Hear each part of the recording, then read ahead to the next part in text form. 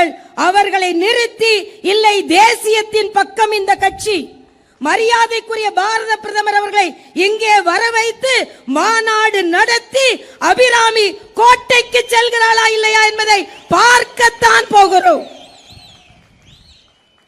ஏனென்றால் இன்றைய காலகட்டத்தில் நாம் கலாச்சார போரை திமுகவோடு நடத்த இருக்கிறோம், நடத்தக்கூடிய கட்டாயத்தில் இருக்கிறோம். அதற்கு உதாரணம் கீழடி. கீழடி அமர்நாத் ராமகிருஷ்ணன் சொல்கிறார், இந்த கீழடியை நாம் மறைக்கிறோம் என்று. இல்லை, தமிழின் தொன்மையை உலகிற்கு காண்பிப்பதில் மரியாதைக்குரிய நரேந்திர மோடியை விட உயர்வானவர் வேறு யாரும் இருக்க முடியாது இந்த உலகத்தில். அந்த கீழடிக்கு நிதி ஒதுக்கியவர் நமது பாரத பிரதமர் அவர்கள்.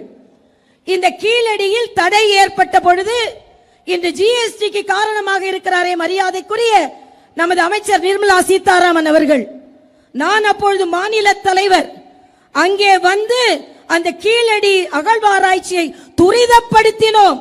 அப்பொழுது நமக்கு கருப்பு கொடி காட்டியவர்கள் இந்த திராவிட கட்சியை சார்ந்தவர்கள். கருப்பை காவி வெற்றி பெறுகிறதா இல்லையா என்பதை 2026 முடிவு செய்யும். கீழடியை உலகிற்கு நாங்கள் வலியுறுத்துவோம்.